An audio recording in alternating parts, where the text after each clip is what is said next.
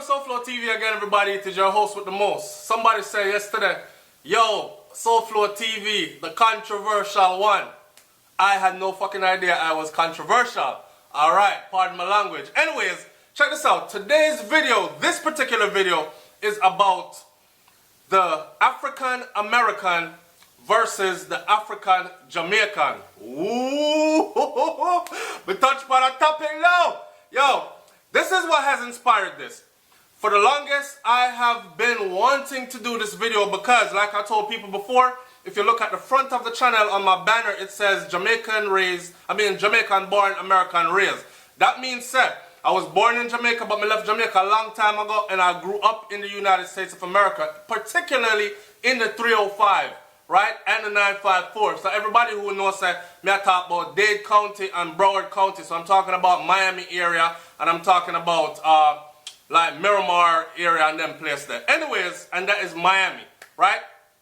So I have a lot of personal stuff to say from personal years of experience and all these things. What really made me say, yo, I have to do this video is this comment right here. So yesterday I put up a video, and the title of that video is Bloody Christmas for Spanish Town, Jamaica. Enough people are drop out. That's the title for that video. By the way, stay tuned because the next video coming up after this is going to be titled Bloody Christmas for the entire Jamaica, not just Spanish Town, right? But anyways, this title was the Bloody Christmas for Spanish Town, Jamaica video. Enough people are drop out. Someone came on the video and here is their exact comment. And this is what made me feel like, yo, I have to do this video to address the African Jamaican versus the African American. Here we go. I am an African American. This person is called Revolutionary, and if you go on this video and go to the comment section, you will see the comment. Revolutionary says, I'm an African American. It's a lot of people that don't like Jamaicans. You need more Jamaicans to go back to your country and help your people. You have a lot of Jamaicans killing people in America and other countries. Face the facts. Your people got problems. This don't apply to all Jamaicans. Most African Americans don't believe in the no one love. You got to do something instead of coming to other people's country, or instead of coming to other countries and putting a Jamaican flag in your car window. So that kind of comment there now had me feeling a way, because I started to think of, that comment said something about we have to do more than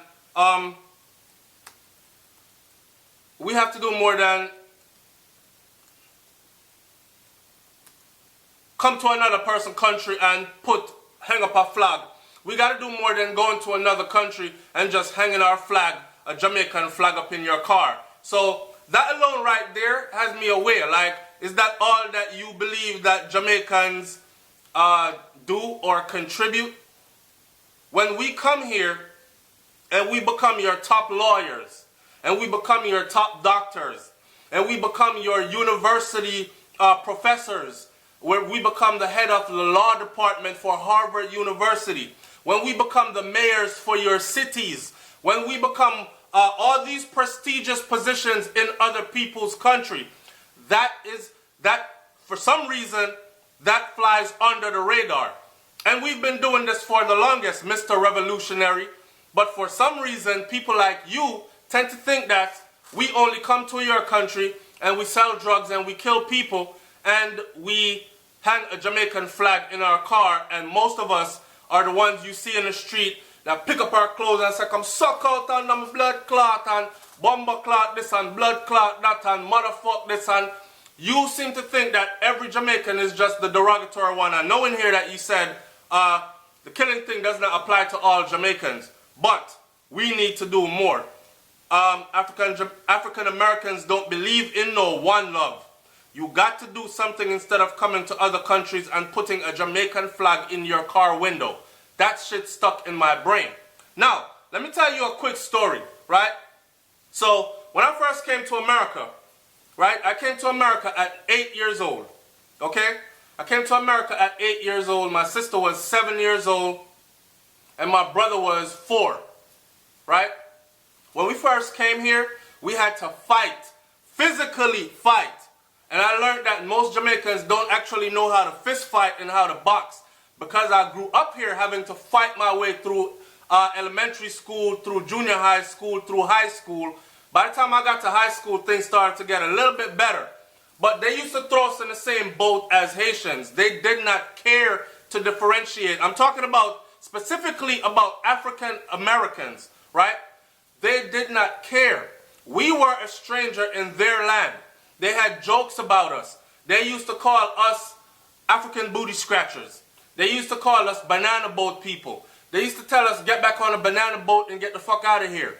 They used to call us all kinds of things. They used to tell us stuff like we dress like Haitians. Because back in the day, we used to wear like really colorful clothing. And you know, Africans dress, think about the kente cloth and all that stuff. So, you know how Jamaicans are already. We have the green shirt, the shoes to match a green shirt, and the hair color and the more styling, and especially those of us that are of the dancehall culture. So you can imagine dancehall from the 90s, the early 90s. Imagine dancehall music from the early 90s till now, and I've always been in dancehall, even as a kid. So my influence was that, right? So them used to make fun of it. When we went to school, they didn't want to hear anything that we had to say. They made fun of our accents. They made fun, and I'm talking about brutal fun. This wasn't just no run-of-the-mill fun. This was brutal fun. People would like kick you when you're walking down the hallway. I had one dude jump up one day and call himself Karate Man and drop kick me. I had another guy, I'm coming home from school, and I had a little white friend that lived on the same street that I lived on. Mind you, I just come from Jamaica, you know. I'm coming from Clarendon, from the hills. I'm talking about we have our own house, we have our own land, we have our own farm. We not short on nothing. So I'm in a situation now where I end up living in an apartment building surrounded by a whole bunch of people. Just a total cultural shock, right? Then on top of that, to learn that people that look just like me but speak a little bit different actually just don't friggin' like me. Just because I'm Jamaican, don't like my family or anything, just because we are from where we are from. So that alone in itself was shocking to me. I had one day, so I made friends with this little white boy down the hall, Jason, wherever Jason's at today, big up yourself. Jason had the big old braces, track braces in his mouth, and the 2 rubber bands here. So I used to go like this all the time and stretch his rubber bands. And people called us nerdy, right? Because I was into making good grades. I didn't know about the pants sagging off your ass. I didn't know about no gangster shit. I wasn't following no rap music. We were raised in Jamaica a different way. I was the brunt of everybody's joke, not just me. My sister fought often. My sister fought often as well. You understand? My little brother had to fight, right? All of us had to fight. So me and Jason one day coming out of school, right? We were walking home. My mom used to drop us to school and pick us up from school. So this one day now, as a mother working 2 jobs, she couldn't make it there that day. So I decided to walk home. Me and Jason walk home because we live in the same building. I'm coming down the street. A high school boy, mind you, I'm a junior high kid. Just made it into junior high, which was 7th grade. I'm coming down the street. I think this guy was in like the 9th or the 10th grade. Big man, right? Lonnie from Miami, wherever the hell you're at. I still remember this shit. I'm walking down the street and people are gathering around, big crowds. I'm like, what's going on? They're like, you're about to fight. I'm about to fight. That time my Jamaican accent was thick as hell. I'm about to fight. Who am I gonna fight? And then I said, that you thought that's a Lonnie. Lonnie want to beat your ass. I'm like, Lonnie want to beat my ass. He's well known. Anyways, it's a black American dude. So I get up there to where I'm walking. It's only one way down this little alleyway to go home. I'm walking. Jason take off with embraces. Jason down the street. He's out of there. I'm like, all right, you can't handle this. Take my deep breath, walk through. As I'm walking through, pow in the back of my head. Hard ass punch. With that punch, people, I'm not lying. I took off running because I'm fighting a teenager and I wasn't even a teen yet. Okay? Took off running with the one thumping at the back of my head and I said, blood clot. By the time I reached home, which was only a few blocks away from the school, The back of my head was swollen, big as hell like this. I sat down and I said to myself, I said, I'm going to have to fight. I'm going to have to fight in order to make my way here. Because if I don't, these people are going to take me for their beating stick. They're going to start whooping my ass on a daily basis. The next day, I went and found this guy myself. Like a bad man, I swallow the whole of my fear and everything, because, you know, with all the stereotypes, I'm not, at them time, they never know about no gun or nothing like that. My father, I pulled a soldier from upper camp, and him carry him gun and them something that I wasn't into that, and I didn't feel the need to have to do that. So, I'm going to find the youth, I'm going to tell the youth, say, yo, after school, the man meet me after school, long story short, and I beat the shit out of his ass out of fear. And ever since I whooped his ass out of fear, it was like I had respect from certain people, and other people knew not to friggin' fuck with me because, okay, it's a kid that's gonna fight. After that, I had many more fights, and I learned how to fight. Check it. The thing is, these people pushed us to violence for no reason, so we were forced to defend ourselves. Then you had the groups like the Zopound. Zopound in Miami started, them Haitian niggas started that shit because they had to bond together in order to survive. Just like how the Jamaicans had to bond together. When I was coming up, it was Mach 11 crew, Mach 90 crew, you had the Shower Posse, you had links of different groups and entities that had to bond together in order to not only make money together, but to protect our families, our community, and survive in Miami, Florida there. So when we started becoming something powerful, I'm not claiming to be any part of any organization. Let's get that out there. Because I know it's an informer depend ya. No, I'm getting that out there right now, okay? I'm just telling you a little story. So over the course of time, we began to gain power as Jamaicans. Till suddenly everybody wanted to be a Jamaican. Or everybody wanted to be associated with a Jamaican. Every gal wanted a baby daddy that is Haitian or Jamaican. And even today, if you look around today, you got a bunch of white girls that talk about, this is my little Zoe right here. They're referring to their baby, their child. This is my little Zoe right here. Because he got Haitian blood in him. The baby got Haitian blood in him, and now everybody is proud. Back then, nobody was proud to be what we are. And this is what we were born as. We can't take this out of us, right? Nobody was proud to be that. People thought they could whip our ass to prove a point. Or to whip the Jamaican or the Haitian out of us or off of us. And it didn't happen. It turned out that the rebellious blood that we come from still boils in us. So we retaliated and they had to just bow down and respect it. That's where that comes from. So this whole relationship with African American versus African Jamaican, it's like this. One more short story real quick. Today in my professional life, right, I met this one African American female. Me and her became really cool people. I wouldn't say friends because friend is a strong word for me. Became really cool people. The girl looked at me and told me one day, said, "You're different from us. You're not like us. We're not the same." I said, "Damn, why are we not the same? We both freaking African descent. We black people. We have pretty much the same heritage and whatever." She was like, "No, you're from over there. What's that place called again? Jamaica. Do y'all even have TVs and running water? Do y'all even have," I swear to God, this is what the girl said, "Do y'all even have like cars and stuff?" I was like, what the and this was in 2014. This was 2 years ago. And you're talking about a university educated individual that's asking me this. Right? So I'm like, girl, we have everything in Jamaica that you have here. Every single thing. If you could think of the most expensive cars, we have it in Jamaica. If you could think of the prettiest roads, we have them in Jamaica. If you could think of the most posh hotels, we have the same thing. We have all the same things that you have here. Everybody got a cell phone. We have, even the kids in the bushes have a cell phone. We have everything that you have here. She was like, wow, I got to go look that up because that's not what I know. So they have a totally different perception of us, and they were taught that growing up. We eat different foods. We speak differently. We listen to different music. We dance differently. So, and our system of beliefs are different. So, and I'm not talking about for Jamaicans that have been Americanized. I'm talking about Jamaicans that are steeped in Jamaican culture. So yes, I think she was right, even though I was offended because I wanted her to so much say we're the same people. Now, African Americans, majority of them do not associate themselves with the African part of their American.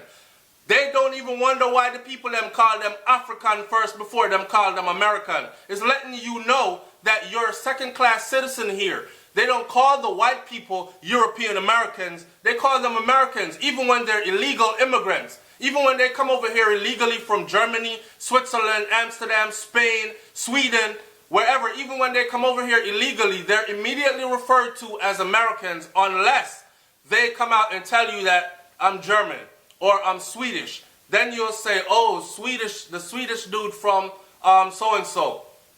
But for you, it's automatically African American. Even if you're a black Jamaican, they still refer to you here as an African American. Okay? Until you say I'm Jamaican, then they say, oh, you that Jamaican dude. Right? So they don't associate themselves with their African part of their African Jamaican. See, in Jamaica, we don't say African Jamaican, we say Jamaican, but we're steeped in our African culture, customs, and beliefs, and so on and so forth. In America, they say, don't call me no African. I wasn't born in Africa. I was born here. I don't know shit about Africa. I ain't never been there. Exactly like that, and I've had many of them tell me this. This video is going on a rant, but what I want people to do is, I want people to like, comment, share, and subscribe. We need to have this dialogue because the discourse between African Jamaicans and African Americans still goes on to this day. And the issue with this that I take up is this. We are all the same damn people. Some of us are related by blood and don't even know it. That's why we carry the same features, the same physical characteristic features. We are actually, some of us are blood family related and don't even know it. If you remember the transatlantic slave trade stories where some of us were transported this way, they would purposely break up the black family in order, the African family when they got here to this soil, in order to break their spirit, in order to break them, in order to discombobulate them. So they would take the father and they would sell him over there. They would take the brother, they would sell him over there. This one was rebellious and he wanted to tear up everything, and he says, nope, my name is Kunta, not fucking Toby, and I'll never accept your Toby. You're going to have to kill me in this bitch. They said, okay, you are going to Jamaica to go work in the sugarcane plantations where the snakes are as big as my arm, and you're going to have to survive that. So for his punishment, he was sold off into slavery into the Caribbean. So some of the worst slaves, as they call them, in other words, the most rebellious slaves, were sent off into Jamaica and Haiti, right? When they could not be broken in the United States of American soil and other places, they were sent off into Haiti and Jamaica. It was no wonder that the Haitians and the Jamaicans are so rebellious that blood runs in them. Understand? So that's just my perception of things, and revolutionary. I hope you're watching this, and I hope you have something to say about this. I don't want only Jamaicans on here. I want African Americans on here to comment also. I want you to comment about our different styles of living, our different way of structuring our families, our different ways of how we deal with each other and see each other, our different ways of how we eat, how we speak, how we dress, our music. I want to hear everything on this forum. It's SouFLoTV, man. It's been a while since we had this kind of a conversation, but I think it's well worth having. Like, comment, share, and subscribe, man. I'm up out of here, and stay tuned for the next video, which is called A Bloody Christmas for the entire Jamaica, not just Spanish Town. It's going down. It's about to get real. I'm out. Peace.